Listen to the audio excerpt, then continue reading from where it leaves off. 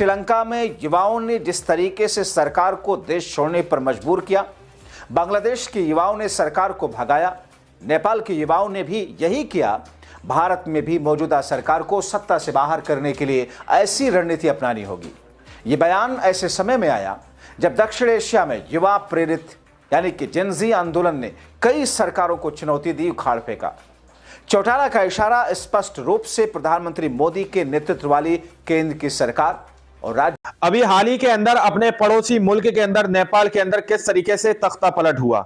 नेपाल के जेनजी सड़कों पर उतरे और रातों रात सरकार को उखाड़ कर फेंक दिया। लेकिन अब वही जेनजी भारत के अंदर भी एक बड़ा आंदोलन शुरू करने जा रहे हैं। दोस्तों, एक बड़ा बयान सीधे तौर पर सामने निकल कर आया है। क्या भारत के अंदर नेपाल की तरह जेनजी सड़कों पर उतरकर भारी भरकम आंदोलन करेंगे? लेकिन बड़ा सवाल, क्या आखिर किस लिए किया जाएगा? हमारे साथ वरिष्ठ पत्रकार मौजूद हैं, जब्बार खान, आप उनकी इस रिपोर्ट को देखिए। इस सुलगते माहौल में जेनजी का आंदोलन होने जा रहा शुरू, बैकफुट पर बीजेपी और सरकार, भयंकर बवाल। स्वागत है आप सभी का। आप देख रहे हैं द राजनीति का विशेष सेगमेंट खबर और विश्लेषण। मैं हूं जब्बार खान। दोस्तों, आखिर अचानक देश में ऐसी कौन सी स्थिति हो गई कि हरियाणा से भारत के अंदर जेनजी का आंदोलन का ऐलान हो रहा है? आखिर एक विपक्षी पार्टी के मुखिया ने ऐसा बयान क्यों जारी किया वीडियो बनाकर, जिस पर भारत में एक नई हलचल सी मची है? क्या मौजूदा वक्त में बेरोजगारी और बढ़ती हुई महंगाई, दरअसल इससे युवा इतना परेशान है कि अब सरकार के खिलाफ सड़कों पर उतरने का मन बना चुका है? सरकार के खिलाफ सड़कों पर उतरने का मन बताते हैं भारत के जेनजी। दोस्तों, दरअसल भारतीय राष्ट्रीय लोक दल यानी कि आईएनएलडी के राष्ट्रीय अध्यक्ष अभय सिंह चौटाला ने एक वीडियो बयान जारी किया, जिसमें केंद्र सरकार के खिलाफ बांग्लादेश और श्रीलंका, नेपाल जैसे जेनजी विरोध प्रदर्शन की मांग की। राजनीतिक हलचल इस पर मची है। अभय चौटाला भारत के ऐसे नेता हैं जिन्होंने खुल करके इस पर बयान दिया। इस बयान पर भारतीय जनता पार्टी ने तीखी प्रतिक्रिया दी। जाहिर तौर पर उनका तीखी प्रतिक्रिया देना बहुत स्वाभाविक। वो दूसरे राष्ट्र विरोधी, असंवैधानिक, न जाने क्या क्या कह रहे हैं। दोस्तों, दरअसल ये घटना पड़ोसी देशों में हाल की राजनीतिक उथल पुथल के संदर्भ में जहां युवा आधारित आंदोलन ने सरकारों को उखाड़ फेंका है। अभय चौटाला का वीडियो सोशल मीडिया पर वायरल हुआ, जिसमें उन्होंने कहा कि श्रीलंका में युवाओं ने जिस तरीके से सरकार को देश छोड़ने पर मजबूर किया, बांग्लादेश के युवाओं ने सरकार को भगाया, नेपाल के युवाओं ने भी यही किया, भारत में भी मौजूदा सरकार को सत्ता से बाहर करने के लिए ऐसी रणनीति अपनानी होगी। ये बयान ऐसे समय में आया जब दक्षिण एशिया में युवा प्रेरित यानी कि जेनजी आंदोलन ने कई सरकारों को चुनौती दी, उखाड़ फेंका। चौटाला का इशारा स्पष्ट रूप से प्रधानमंत्री मोदी के नेतृत्व वाली केंद्र की सरकार और राज्यों की भारतीय जनता पार्टी और एनडीए की सरकार की तरफ था। दोस्तों, इस विवाद ने भारत में विपक्षी दलों और सत्ताधारी बीजेपी के बीच तनाव को चरम पर पहुंचा दिया। राजनीतिक पर्यवेक्षकों का मानना है कि ऐसे बयान लोकतंत्र की सीमाओं पर बहस छेड़ेंगे, खासतौर पर तब जब देश में युवा बेरोजगारी, आर्थिक असमानता, राजनीतिक असंतोष जैसे मुद्दे पहले से ही गरमाए हुए हैं। दोस्तों, भारत में जेनजी द्वारा प्रेरित आंदोलन की संभावना पर विचार करें तो यह काफी जटिल लगता है, क्योंकि इसके कारण है पड़ोसी देशों जैसे कि आप देखें बांग्लादेश, श्रीलंका, नेपाल में हाल के वर्षों में जेनजी ने भ्रष्टाचार, बेरोजगारी, आर्थिक असमानता, राजनीतिक असंतोष के खिलाफ बड़े पैमाने पर आंदोलन चलाए।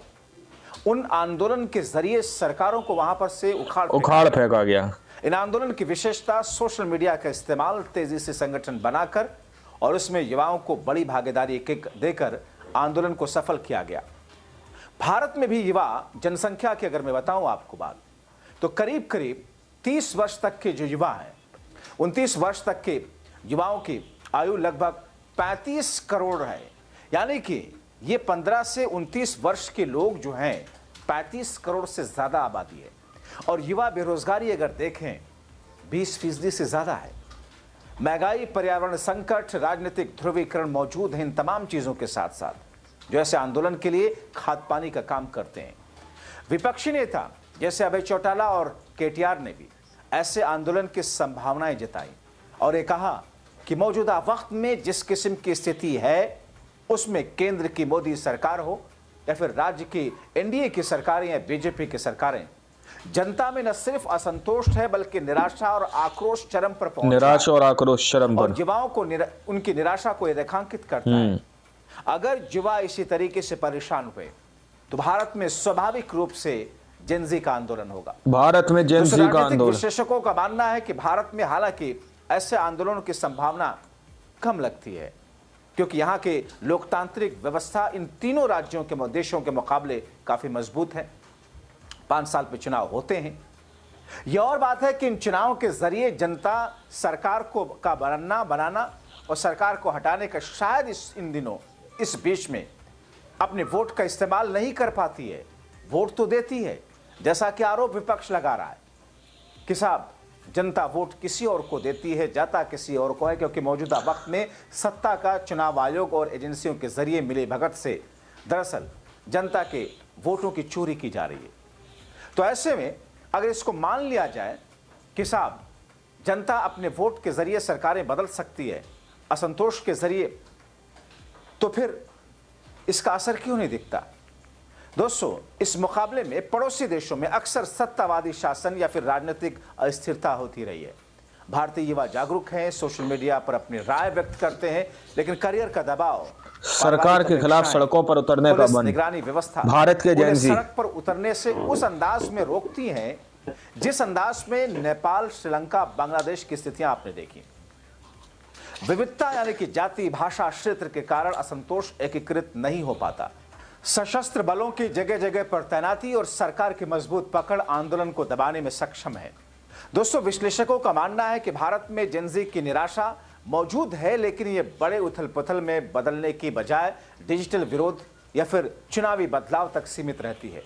फिर भी अगर आर्थिक स्थिति बिगड़ती है या कोई बड़ा ट्रिगर जैसे सोशल मीडिया ब्लॉक या फिर बड़े घोटाले आते हैं तो फिर संभावनाओं से इनकार कौन कर सकता है? संदर्भ में नेपाल में सोशल मीडिया ब्लॉक ने आंदोलन को भड़काया, जबकि बांग्लादेश में धार्मिक कट्टरता की वजह से हिंसा को बढ़ावा मिला। भारत में विपक्षी दल जैसे कांग्रेस या विपक्षी पार्टियों ने जिस अंदाज में एक असंतोष व्यक्त किया उसे सरकार दबाने में पूरी तरह सक्षम हो जाती है, क्योंकि सरकार जो चाहे वो करती है। लेकिन दोस्तों, अब ऐसी स्थिति में कुल मिलाकर के भारत के स्थिर संस्थाएं, सांस्कृतिक कारक जेनजी आंदोलन को रोके हुए हैं, लेकिन युवाओं की बढ़ती जागरूकता भविष्य में कुछ भी ला सकती है बदलाव। दोस्तों, ये मिसालें बताती हैं कि भारत में जेनजी आंदोलन स्थानीय मुद्दों पर केंद्रित हैं, लेकिन राष्ट्रीय स्तर पर राजनीतिक लाभ के लिए भुनाया भी जा सकता है। चरम पर पहुंचा दिया है। हालांकि कई रिपोर्ट्स बताती हैं कि भारत अभी बड़े पैमाने पर ऐसी उथल पुथल से बचा हुआ है। जाहिर है, भारत में जेनजी के आंदोलन वालों के बयान जिसके सामने आने के बाद बीजेपी का तिलमिलाना बहुत स्वाभाविक है। बीजेपी ने चौटाला के बयान की निंदा करते हुए कहा कि भारत के संवैधानिक व्यवस्था लोकतांत्रिक मानदंडों के लिए खतरा है। विपक्षी नेता, जिसमें अभय चौटाला शामिल हैं, राजनीतिक लाभ के लिए लोकतंत्र के खिलाफ जा रहे हैं। बीजेपी इसके अलावा कह भी क्या सकती है? वो आरोप लगाती है कि ऐसे नेता राष्ट्रीय हितों से ऊपर अपने हितों को रखते हैं। तो फिर क्या भारतीय जनता पार्टी उखाड़ फेंका गया हितों को नहीं रखती है? वो कहते हैं कि अंबेडकर के संविधान के खिलाफ काम कर रहे हैं। अंबेडकर के संविधान के खिलाफ मौजूदा वक्त में इस सरकार और शासन में क्या हो रहा है? यहां तो मध्य प्रदेश में अंबेडकर के फोटो, उनके पुतले जलाए जा रहे हैं। तो उधर भाजपा के एक अन्य प्रवक्ता हैं प्रदीप भंडारी, वो कहते हैं कि साहब चौटाला का बयान राष्ट्र विरोधी कथा का हिस्सा है। राहुल गांधी को लेकर के आरोप लगाते हैं कि भारत की राजनीतिक व्यवस्था और लोकतांत्रिक संस्थाओं की वैधता को चुनौती दे रहे हैं। हरियाणा के कैबिनेट मंत्री कृष्ण बेदी ने चौटाला परिवार की राजनीतिक पृष्ठभूमि पर सवाल उठाया कि साहब ये सब तो सिर्फ अपने लिए, अपने पारिवारिक नफा नुकसान के लिए सब कुछ करते हैं। बीजेपी दावा करती है कि विपक्ष का ऐसा रवैया देश की एकता, संस्थाओं में विश्वास को कमजोर करता है। हालांकि चौटाला या अन्य विपक्षी नेताओं की ओर से इस पर कोई प्रत्यक्ष या अप्रत्यक्ष प्रतिक्रिया नहीं आई। लेकिन दोस्तों, जिस अंदाज में, जिस तरीके से मौजूदा वक्त में देश के अंदर की स्थिति है, महंगाई, इंसान का सबसे बड़ा सामना किससे पड़ता है? महंगाई से। यानी कि खाने के लिए रोटी, भारत में जेनजी का आंदोलन, सर के ऊपर छत, बच्चों की पढ़ाई, बीमारी के लिए इलाज और दवाई, शिक्षा के लिए स्कूल कॉलेज फीस, या फिर खेती बाड़ी बिजनेस रोजगार के लिए सरकार की पॉलिसी। मौजूदा वक्त में ये सारी की सारी स्थितियां जिससे जनता आक्रोशित हो रखी है। अब आप देख लीजिए, एक वक्त में डॉक्टर मनमोहन सिंह की सरकार में $151 प्रति बैरल कच्चे तेल की कीमत गई, लेकिन तब भी मैक्सिमम डीजल पेट्रोल की प्राइस 65 से 68 रुपए के आसपास गई। लेकिन अब मोदी राज में 35 से $40 प्रति बैरल तक पहुंची, लेकिन पेट्रोल और डीजल बिका 100 रुपए में। अभी भी वही स्थिति है। जाहिर तौर पर जीएसटी से लाखों करोड़ की कमाई करने वाली सरकार अब जाकर के इतने वर्षों के बाद में जीएसटी को कट डाउन किया, और उस जीएसटी को अभी भी लागू नहीं किया जो कांग्रेस पार्टी की सरकार जीएसटी लाना चाहती थी। फिर भी लोगों में उस स्तर का असंतोष जो दिखा, उसे दबाने में सरकार कामयाब हो जाती है। आप देख लीजिए, सरकार के खिलाफ सड़कों पर उतरने का मन नहीं रहा है। भारत के जेनजी वक्त में किस तौर पर एजेंसियों के उपयोग और दुरुपयोग से, किस तरीके से चुनाव आयोग को, मैं नहीं कहता कि दूसरी सरकारों में चुनाव आयोग के ऊपर प्रेशर नहीं होता था, मीडिया में नहीं होता था, लेकिन उसका लेवल अगर तब सिर्फ 9% था तो इस वक्त 99.99% है। यानी कि कोई भी संस्था हो सरकार के इतर न कुछ कर सकती है न बोल सकती है।